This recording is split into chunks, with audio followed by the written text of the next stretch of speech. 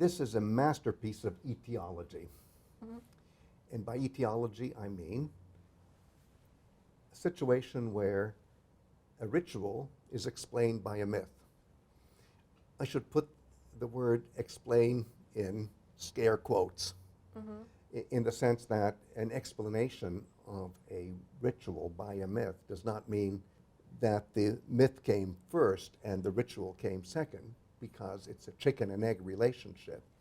But the logic of the myth-ritual relationship is that the myth explains the ritual. And when you see that spelled out, people who study this relationship of myth and ritual call it an etiological myth, an etiology.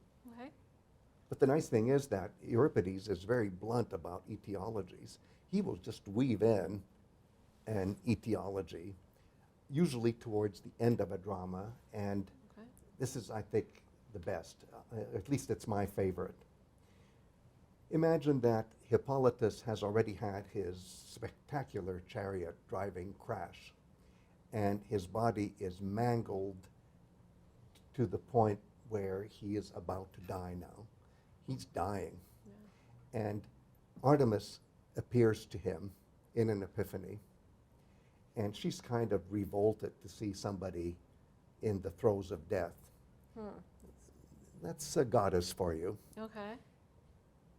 But she does give him a consolation prize, and here it is.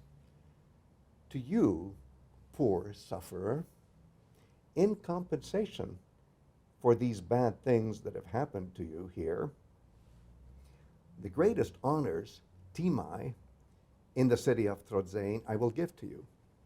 And isn't it wonderful? We have that word tīmē again.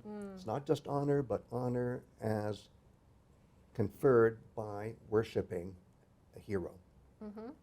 So what is the honor? What are the honors that Artemis will give to Hippolytus?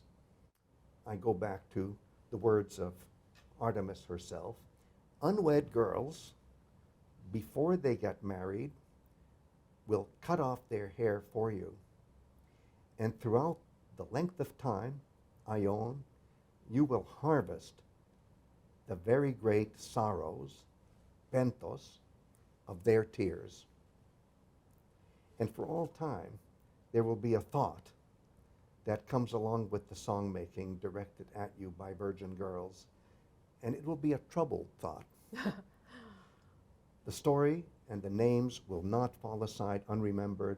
The story of the passionate love, eros, of Phaedra for you, no, it will never be passed over in silence. It's all there, every part of it.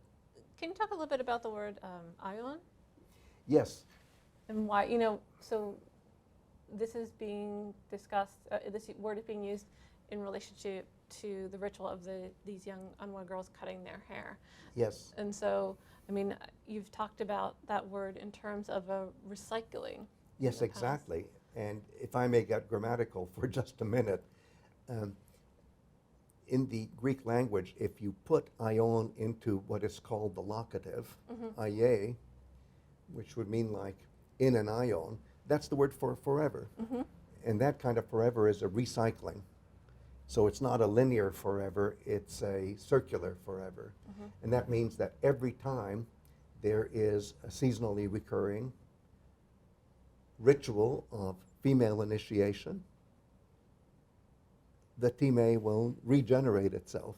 And that is the Aiōn, which you can also translate in the nominative as a life force. It's a recycled life force.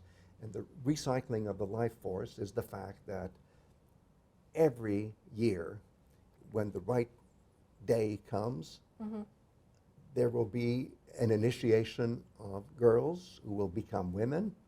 And this initiation, and we know from external sources, is a matter of singing and dancing in a chorus, in a choros. Which can be circular. Which is circular. Right. And, well, you're right, it can be. But, and really, in many situations, the quadrilateral formation can morph into circular, even in a performance. But yes, it is fundamentally a circular format, even. And so we began our conversation about this drama thinking about the idea of telos, and what kind of telos was this? Was this a circular telos? Was it a Yes. straight line telos? Yes. So what does this passage? Well, it shows here that the only way this works is if you stop thinking linear, which is the way Hippolytus is thinking at the beginning of the drama when he makes that beautiful ritual gesture, which is an incomplete gesture because he is not factoring into the big picture the role of Aphrodite, and he's trying to make Artemis the reason for all life, and that's not going to work. Because he's giving a geras, right? He's giving an offering. Oh, an offering, yes. He's giving an offering of a Stephanos, which is a perfect circle of blossoms, and that gesture becomes perfected when that perfect circle of flowers makes contact with a beautiful head of hair. And that's what he wants to give. You don't actually see the garland and the hair make contact at that point. That happens only here in the ritual. But it's a circle in that case. It's a So circle, He's yes. he's making a circle somewhat, but he's talking about not making a circle. He's talking about making a straight line. Yes, he doesn't get it. And again, how many times have we heard this formula that is inspired by Walter Burkert? Catastrophe in myth, normalcy or regularity in ritual. Yes. And it's all here. And even the idea of harvesting great sorrows expressed by pentos. So the song and dance of the chorus in this female initiation is a lament. And we've seen so many times that lamentation and love song can be aspects of feelings that are connected with each other. So Greg, can I follow up on something? Please. I see a connection between hour 20 text I and hour 20 text A that I'm wondering about, which Yes. is both this aspect of exchange between the hero Yes. and a goddess, and also the use of certain words for the honors that might be offered in these Yes. ritual contexts. So one is tīmē, which are the honors that are discussed in hour 20 text I and around line 1424. Yes. And the other is a word geras, which is used in hour 20 text A, just before, well, let's say around line 84. Well, I love that observation, and I think you're absolutely right that when Hippolytus says that I have this privilege, geras, he's already talking about something that you could also say is a tīmē, is the kind of honor that you will then pay to Hippolytus by virtue of the fact that he becomes a cult hero.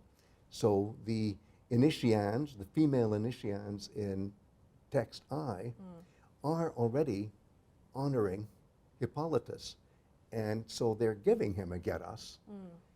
And the geras that he is giving to Artemis here in passage A, which is a garland, is, you can bet on it, what the female initians are wearing when they are morphing from girls to women in the context of a song and dance that reenacts the pentos, that sorrow, that unrequited love of Phaedra for Hippolytus. And I think of what is sometimes called the Tristan chord in Wagner's Tristan and Isolde, where you hear one of the masterpieces.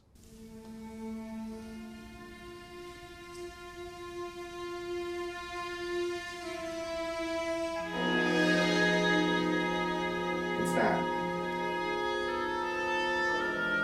So it's what you just heard. It's four notes that come together in such a way that they're this sublime expression of the unrequited love of Tristan and Isolde together. Wow. So I think it's a beautiful observation, and it's a beautiful link between the beginning of the Hippolytus and the end of the Hippolytus. Again, coming full circle.